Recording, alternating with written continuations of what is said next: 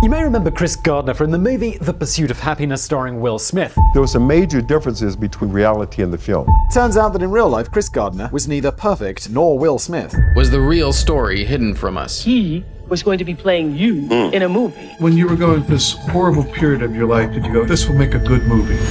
No. People like to think they lived happily ever after, but that couldn't be farther from the truth. But here's where the facts really start to deviate from fiction. But my relationship with Holly, man, Why did they leave Holly out of the story? that changes everything. And yet, nothing could have prepared Chris for what came next. She said, I have to tell you something. And she died the next day. That's the biggest trigger that I have ever experienced. That's when my life changed, right there. That's the low of the low for Chris Gardner. I lost the love of my life. Is that Holly? Holly. This stuff is just too dark, even for Hollywood. And my first response was, wait a minute, why didn't you tell me? What did she tell you before she died? You can lose a house, get a new house. Lose a job, get a new job. But when you lose the person that you love more than life, that's irreplaceable. We met at the gym. I'm on this stationary bike, this elliptical. It's not going anywhere. And suddenly, the most incredibly beautiful woman I've ever seen in my life walked into the gym. I'm on this elliptical, but all of a sudden, I'm not going like this, I'm going like this. Oh. One of the attendants at the gym said to me, man, I thought you were going to take off on that bike. She's got no makeup. She's drenched in sweat from head to toe, right? It wasn't what she looked like, it was what I saw and felt. The soul. I had to know who this person is. She could have said no. She could have said I'm in a relationship. She could have said I'm not interested. I had to know. And I'm glad I did. My relationship with Holly, man, that was mine. I was selfish. But that's when my life changed, right there. I will never forget waking up one morning and Holly would do this one thing. She would bring me a cup of coffee to bed. She said, I have to tell you something. She said, I'm losing my vision.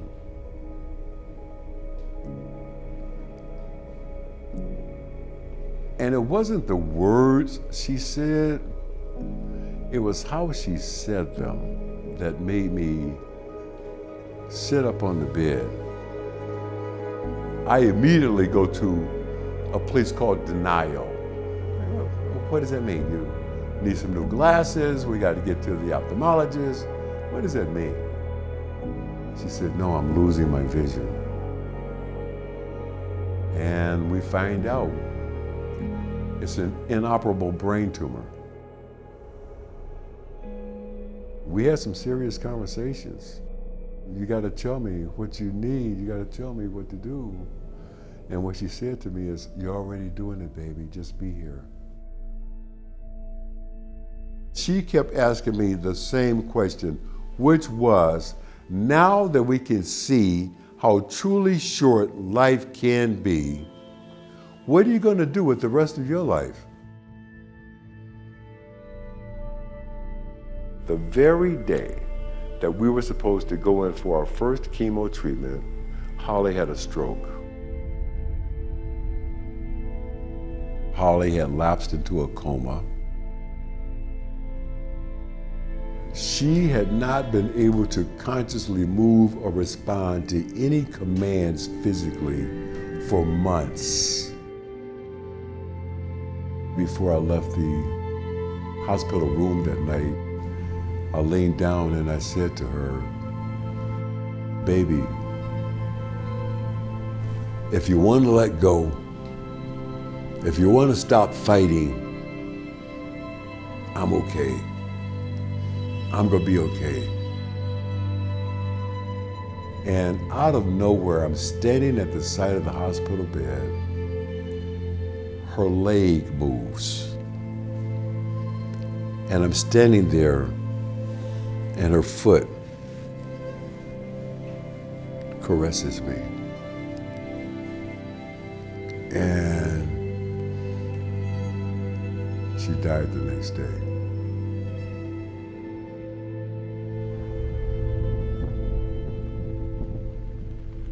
It has given me a new perspective on what it means to struggle. I had overcome every obstacle, achieved every goal, slayed every dragon. I have been the recipient of, witness to, and beneficiary of too many miracles in my own life to accept that it wouldn't happen again. I had done everything that I was supposed to do in that business. Started at the absolute bottom. Scratched, fought, crawled, and worked to the absolute top. I could have continued to sit at that desk and chase some more stocks, chase some more bonds, chase some more deals. I could have done that. But when Holly was diagnosed, changed everything. You can lose a house, get a new house. Lose a job, get a new job. But when you lose the person that you love more than life, that's irreplaceable. Losing Holly made that crystal clear to me. You can make money, you can lose money. You can't make time. How much time you got left in your life? Don't nobody know? One of the last things that she said to me was, I don't want you to cry because it's over. I want you to smile because it happened. She has come to me a couple of times in my dreams. This is her way of coming to visit me and say, I'm okay, but I'm checking on you. How are you doing? Now that we can see how truly short life can be, what are you going to do with the rest of your life? That's a trigger. That's the biggest trigger that I have ever experienced. What are you going to do the rest of your life? And what I had to do is I had to start taking some of my own advice. I have been telling people, I had written about it for a very long time, that if you're doing something that you're not totally committed to, if you're doing something that you're not totally passionate about, you're compromising yourself every day. If I could do anything in the world right now, I would give people, all of us, all around the world, permission to dream. These hard pivots, it could have been the loss of a job, a medical challenge, the loss of a loved one. We've all had to make these hard pivots before, but ultimately we began to go forward. So many people around the world are now having their own pursuit of happiness moments and experiences. So a part of my journey right now is to empower others as they begin and continue to take these baby steps on the journey to their dreams. There is no exit ramp for happiness.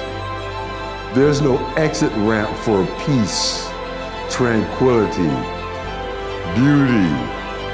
All those things sometimes are on this road. Sometimes the beauty is the journey.